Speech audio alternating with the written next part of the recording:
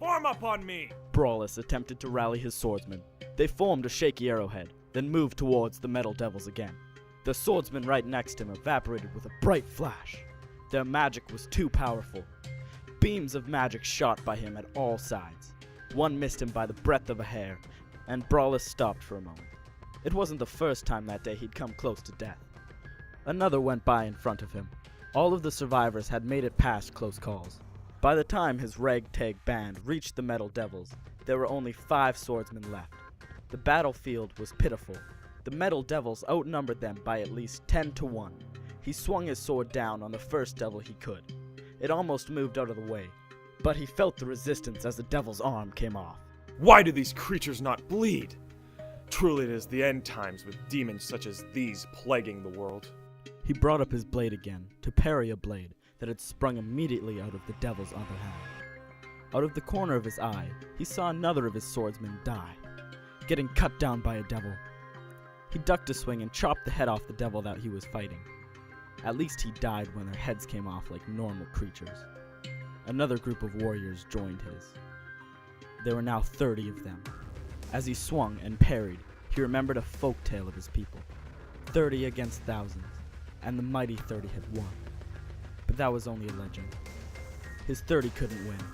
They could only survive. And that only if they got lucky. We have to fall back. No! If we fall back, we die! He ducked a slash from the new devil that replaced the one he'd killed. There had been millions of them at the beginning. The entire planet's complement of warriors had gathered to fight the devils. But now, there was only a few hundred of them left, if that many. Our only hope is to hold on long enough for our families to be evacuated. Bralis' voice broke as the realization hit him. They weren't going to make it out alive. For our families. For our families! For our The families. swordsman's voice was cut off abruptly. Bralis turned around to offer help and saw that not only his voice had been cut off, but his head as well. A swish nearly chopped his arm off. He turned and parried. He realized there was no one else left here but him. He scooped a sword from one of the fallen soldiers and wielded one in each hand. He was surrounded. He chopped another in half. He had to make it long enough for his family. Another few minutes. Every additional minute counted. He ducked a blow and cut apart another devil. He felt a sting in his arm as he turned around again. He tried to bring the sword in that arm up, but there was nothing there. His arm was missing. He slashed at another devil, but he knew he would die soon. He felt the swing of something coming towards him. And then, all was black. The thumping of artillery pieces, the crashings of swords on metallic bodies, the screams of the dying, the battle cry of soldiers. These sounds dominated the days and nights of the little planet of Pyrammus for an entire month. The war was horrible, and the casualty percentage was horribly uneven. Perhaps as many as 30 million people died in the first day of that war. Eventually, all of the young Pyrans had volunteered their lives to save the planet. Mourning swept the nation, as every family had lost at least one son, and many children were left as orphans. On the 33rd day of the war, there was silence. For 3 whole days, nothing but silence. The natives were in anticipation of what was going to happen next, huddling in fear in their homes with their families, while the politicians attempted to formulate plans to save their planet. Then, abruptly on the 36th day, a whirring noise began. Metal servos whirring and flames crackling on corpses. These noises filled the entire planet for many days. First, the corpses of the soldiers that had been killed were burned. Then, the living bodies of the civilians began to follow. Natural disasters, volcanic eruptions, earthquakes, floods all ravaged the lands as the planet itself was being killed by these metal monstrosities who had invaded. "We have lost," tearfully announced the leaders of the largest Pyramic nations. "Our armies are crushed and broken, and all we can do is make our peace with the Almighty." Nations of millions of people were lost on that day, and by the next day, there was nearly nothing left of the civilizations that had made up Pyrammus except a few burning buildings. The great monuments that had taken the people years to make, all destroyed. Streets filled with melted and broken bricks, with burning skeletons and with hundreds of other broken possessions of the Pyra. Lines of large and small robots rolled down the streets, shooting at everything that moves. They destroyed every building that could possibly hide something. Buildings collapsed into bricks as if there had never been anything. The heat of the flames that licked the entire world melted the bricks and the ground. Entire cities became glass from the heat of burning civilians. On the far side of the street from one of the robots, a few bricks rolled over as a small trapdoor was opened from inside. The robots had noticed it due to the piles of bricks blocking the hole. Two glowing pink eyes peeked out to see hundreds of machines patrolling the streets, burning everything that moved. The trapdoor closed again.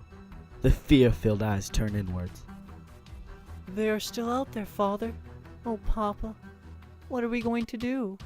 Dells and his family had escaped the robots by hiding in their food cellar.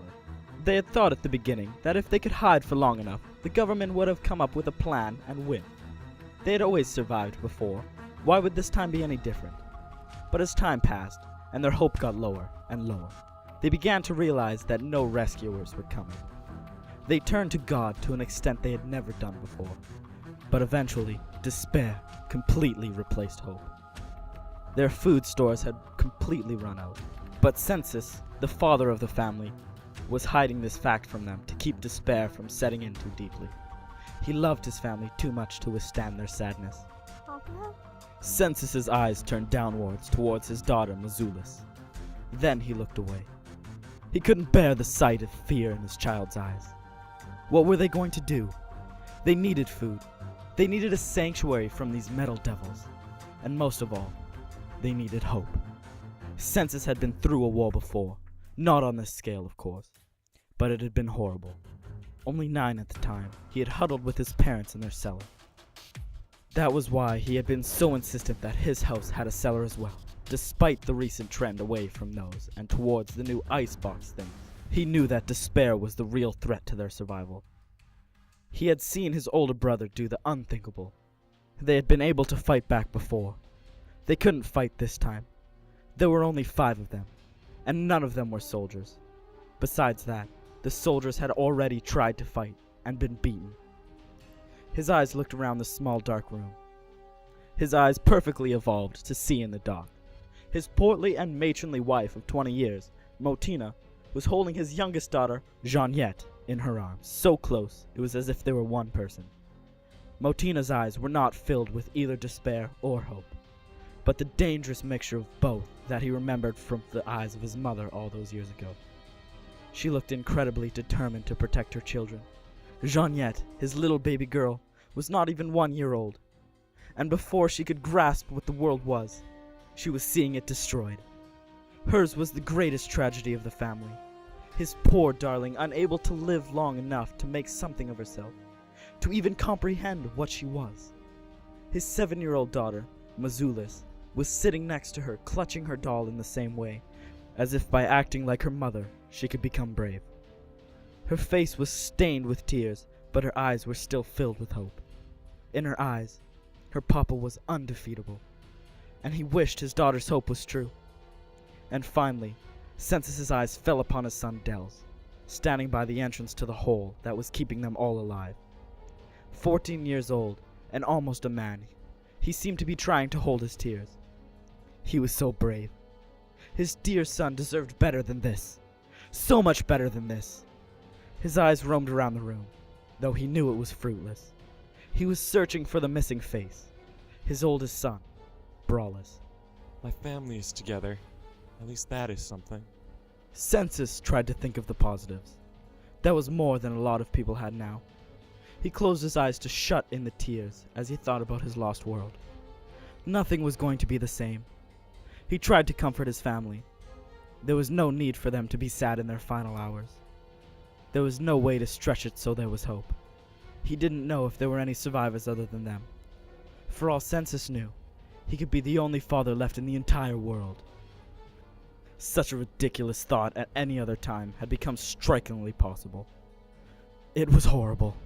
Dells, my dear boy, I do not know why these metal devils came upon us, but I know that there is always hope, as long as we maintain faith in the Almighty. Bralis had been one of the first young men to volunteer himself when the devils first came.